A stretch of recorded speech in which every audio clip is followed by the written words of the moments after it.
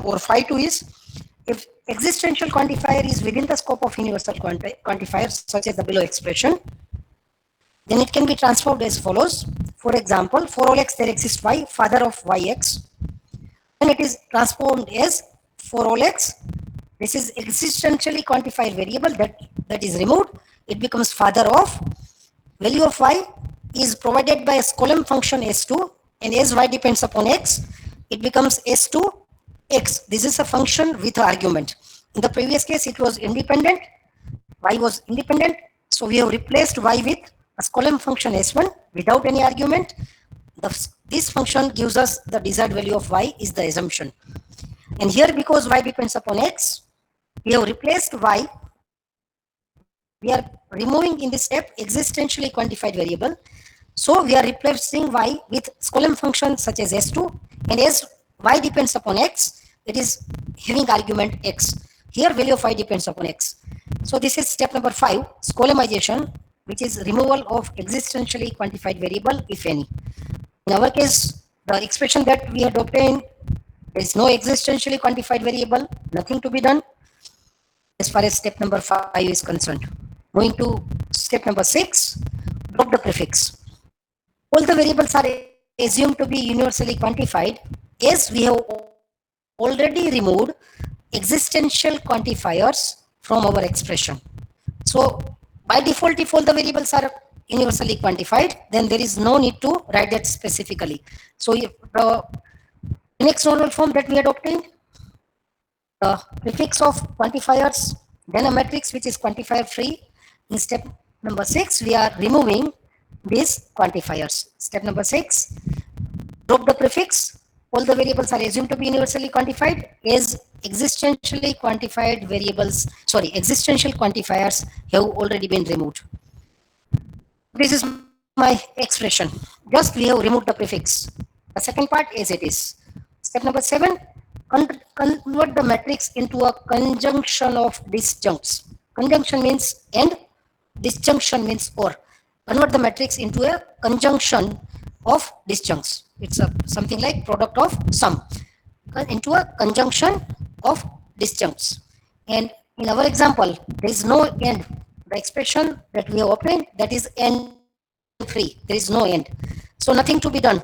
Additionally, what we do, there is no end in our expression. So we use associative property of or and remove the parenthesis. Nothing to be done as far as specific action of step number 7 is concerned. However, because the or expression or the or operator, that is associative, using that property, we just remove the parenthesis. So our expression is now parenthesis free. Or is associative, does not make difference in which order we evaluate the expression. Create a separate clause corresponding to each conjunct. Conjunct means end. So if there is something like A and B and C, that will become 3 different clauses, A, B, C. However, in our expression, there is no instance of end, nothing to be done in step number 8. So create a separate clause corresponding to each conjunct, nothing to be done. And the last step of this algorithm is standardize apart the variables in the set of clauses generated in step 8. That is the rename the variables so that no 2 clauses make reference to the same variable. Now, each part connected by and operator, we are writing as a separate clause.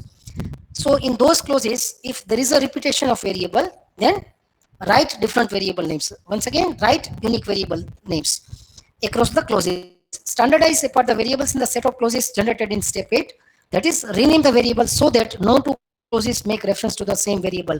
In set of clauses that is obtained to us, there must be unique variable names. That is my step number 9. Anyway, in our expression, the variables are unique. We have used x, y, z. There is no repetition, and we have not splitted this into separate clauses. No repetition of variables. Nothing to be done as far as step number 9 is concerned. So this is my clause form.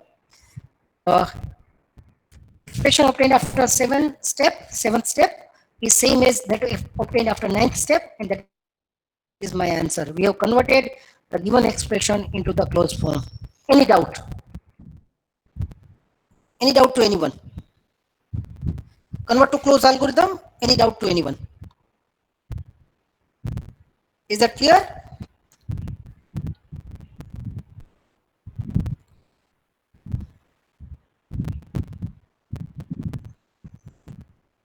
last step. Okay. Jenik, I'll repeat last step. So I have set of clauses. In any of the clause, if there is a repetition of variable name, then remove this repetition. Use different variable names. Ultimately, I will have a set of clauses. In our expression, or in our example, there was no instance of the end operator, so there is a single clause. In case there are multiple clauses, and if there is a repetition of variable names, then across the clauses have unique variable names. That is step number 9. Use unique variable names across the clauses. That is step number 9. In fact, this is the example that we have taken is a very, very big example. Usually, only 1 to 2 or maximum 3 steps are applicable of convert to close algorithm. Very, very simple. We have taken a fairly complicated example just to illustrate. Janik, is this clear? Is this clear to all? Any doubt to anyone? We we return to a very simple example. Use of resolution for inferencing in predicate logic. So take this example. All men are mortal. These are the sentences. All men are mortal. John is a man. So whenever such sentences are given, we are applying resolution for inferencing. Inferencing means finding out new knowledge from the existing ones. So the first step is to convert the sentences into well-formed formula in first order predicate logic. All men are mortal means for all x, men x implies mortal x. Very simple sentence. John is a man, so man John. Nothing complicated in that. First is a rule, second is a fact. These sentences have been written into first order predicate logic, into expression in first order predicate logic. So the convert to conjunctive normal form algorithm is applicable to this FOPL expression, to this well formed formula. So we'll convert this into the closed form, and very simple. For all x, men x implies mortal x. These are expression in first order predicate logic. All the applicable steps of 9-step convert to close algorithm we have to apply. Convert to close algorithm, 9 steps are there. Not all the steps are applicable. Whichever steps are applicable, that will apply. These are the expressions. We started with the sentences, converted them into well-formed formula in first order predicate logic, and now we apply convert to close or convert to conjunctive normal form algorithm. We take the first expression, for all x men x implies mortal x becomes not men x or mortal x. Only this much step. Look into C1. Only remove implication and dropping that only those steps are applicable. So men x implies mortal x becomes not men x or mortal x. This is my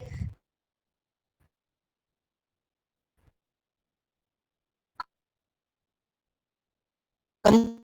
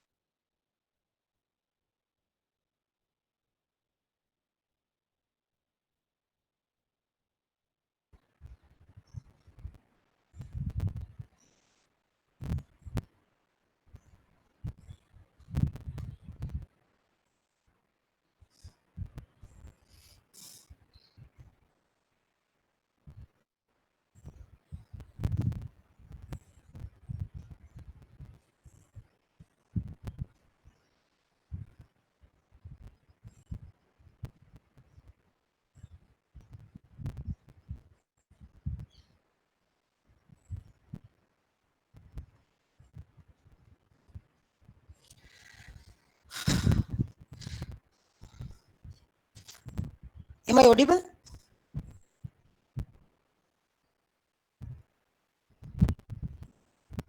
Okay, we continue.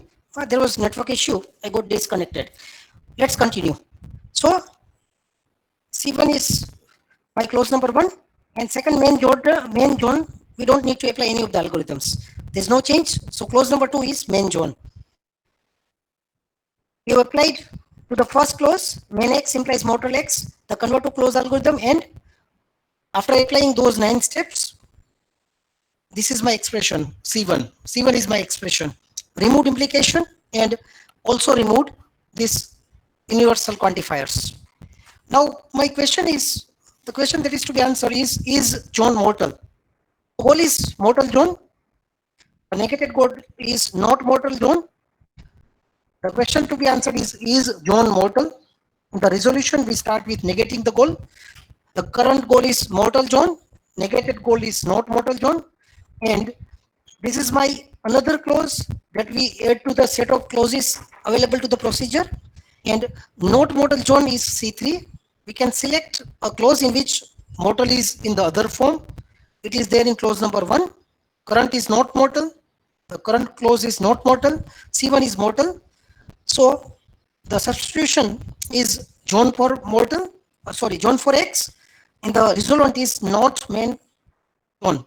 Again, C1 and C3 we are resolving. C3 is not mortal John to be unified with mortal x. So value for x, variable x is John. Mortal and not mortal cancelled out. The only portion of the expression that remains is not main x. That is not main, and value of x is John. So my current expression or the resolvent is not main John. I select clause number 2, which is main John. Not main and main cancelled out, and we get the contradiction. It means not mortal John is false, therefore mortal John. Very much similar to the example that we had considered for a propositional logic. Looking for the contradiction, starting with the negated goal and selecting the correct clauses having a literal in the positive and the negative form. The resolvent is the entire expression, ignoring this positive and the negative literal. Similarly, in predicate logic, we select a clause in which we have a relationship or predicate in the positive and negative form. For example, my C3 is not mortal John, so that is not mortal. Therefore, I can select C1 having mortal. Value for variable x is John. Remains not main John. That is my resolvent. Again, not main. And in C2 there is main. We select C2. Main and not main. Main John and not main John. Both of them can never be true. Therefore, the contradiction. Therefore, our negated goal, not mortal John, is false, and therefore mortal John, the original goal, to be proved. So this is applying resolution to first order predicate logic. Is that clear to all? Is that fine?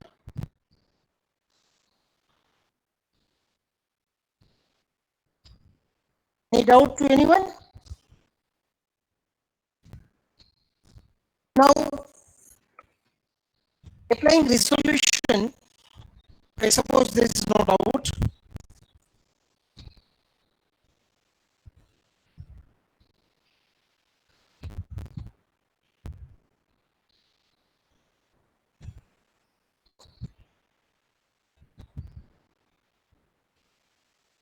Okay, fine. Now, screen is visible. Screen is visible to you. Rules for unification, that is visible. Okay. Now, rules for unification, applying resolution to first order predicate logic, we require convert to close algorithm that we had seen. Moreover, we require the unification algorithm, the rules for unification. If you look into this, while resolving C1 and C3, we substituted John for the variable x. So that is internally applying unification algorithm. So applying resolution to first order predicate logic, we require convert to close algorithm and unification algorithm. These two algorithms are required. And the algorithm converted is a set of rules we have written. Instead of writing the algorithm, we have written rules for unification. And here are the rules for unification. Okay, just have a look at that. Have a look at these rules. Two items that are identical unify. Two identical lists or expressions converted to list form, they unify. A constant and unbounded variable unify with the variable becoming bound to the constant. That is rule number 3. Constant and unbounded variable. That is a free variable. They unify and the value of the variable is that constant. That is rule number 3. Rule number 4 is an unbound variable unifies with a bound variable with the unbound variable becoming bound to the bound variable. So there is a free variable and a bound variable.